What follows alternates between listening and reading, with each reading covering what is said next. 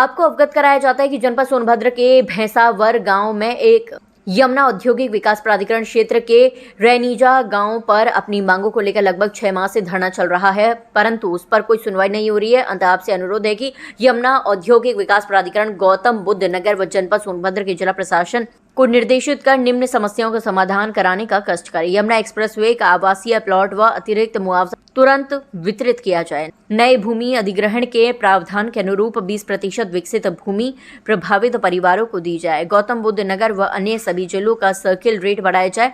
गौतम बुद्ध नगर के तीनों प्राधिकरण में 10% आवासीय भूखंड दिया जाए और आबादियों का निस्तारण कर बैकलीज व शिफ्टिंग की जाए। जिन किसानों को मुआवजा नहीं मिला है उन सभी को आज का मुआवजा दिया जाए। वह तीनों प्राधिकरण का गौतम बुद्ध नगर में मुआवजा राशि महंगाई को देखते हुए बढ़ाया जाए। जिन जिलों में चकबंदी चल रही है वहां पारदर्शिता रखी जाए व सोनभद्र जिले के ग्राम भैंसवार में चकबंदी में की गई धांधली की जांच कराई जाए। किसानों को खाद कीटनाशक दवाओं का पारदर्शिता के साथ समय से वितरण करने की व्यवस्था की जाए। रोजबीन सिंह, जिलाध्यक्ष भकियू लोका शक्ति, आगरा। से हमारे किसान वहाँ धरने पर प्रदर्शन कर रहे हैं, बैठे हुए हैं। 4 महीने से यमुना एक्सप्रेस वे पे रोनीजा पे बैठे हुए हैं। किसानों की कोई बात नहीं सुनी जा रही है।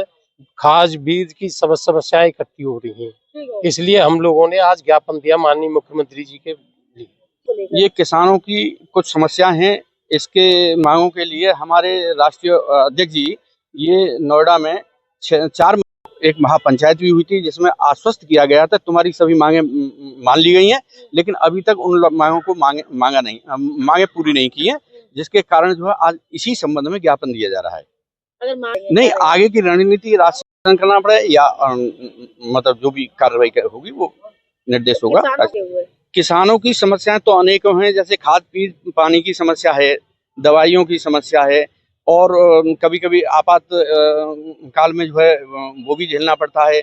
आंधी है, तूफान है, बारिश है, बाढ़ है, ये भी झेलना पड़ता है। दूसरी अपने अधिकारियों के माध्यम से जो समस्याएं होती हैं उनका भी निस्तारण नहीं होता है, तो वो भी जिम्मेदारियां झेलनी पड़ती हैं।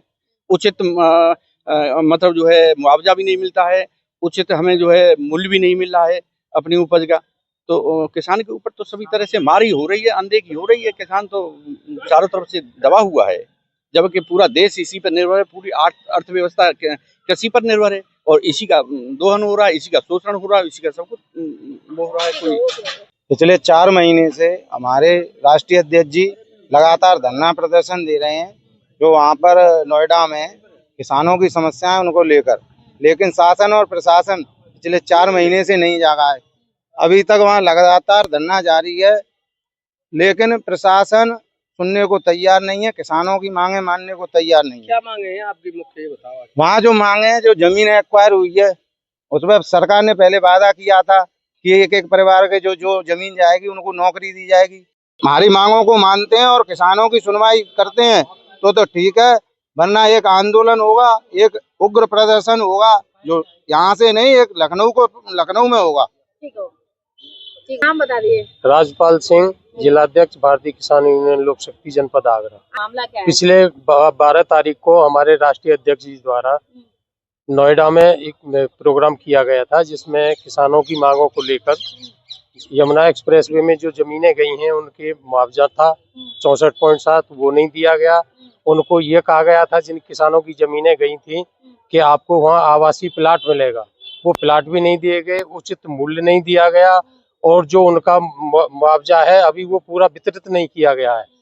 सोनभद्र में एक भैंसवार गांव पड़ता है, वहाँ कृषि की जो है पैमाइश हुई, चकबंदी संबंध में यहाँ मिले हैं, वो मांगे हैं। और हमारे जो आगरा जिले की क्षेत्रीय मांगे हैं, जो आगरा जिले में अभी खाद बीज का जो चल रहा है, डाई को लेकर आपने देखा होगा पूरे आगरे के अंदर किसान लाइन में लगे रहे, अधिकारी सो रहे हैं, कोई किसान की सुनने वाला नहीं है। किसान पीड़ित है, महिलाएं, बुजुर्ग सभी लाइन में लगे हुए हैं, लेकिन कोई भी सुनने को तैयार नहीं है। सबने आंखों पे पट्टी बांध रखी है, अधिकारी बिल्कुल सुनने को तैयार नहीं है, ना ही देख रहे हैं। वहाँ पे काला बाजारी हो रही है।